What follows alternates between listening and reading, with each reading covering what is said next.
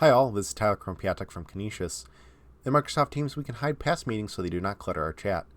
However, recordings we made of these meetings will become lost. In this video, we show how to find these lost recordings. Let's get started. In Teams, click on the OneDrive button in the left sidebar. Alternatively, we can also go to OneDrive in the browser and log in. In either instance, click on My Files in the left sidebar.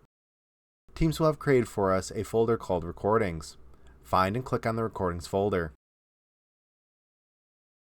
All of our Teams recordings should be in this folder.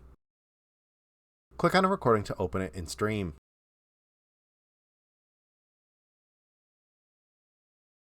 This will open the recording in a new tab or window.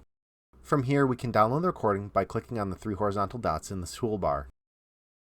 Then select Download in the menu that appears.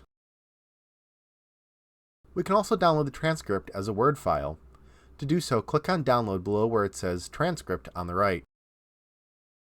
Select Download as .docx in the menu that appears. That's it for this video. If there are any questions or comments, please email us at helpdesk@canisius.edu. Thanks for watching and have a great day.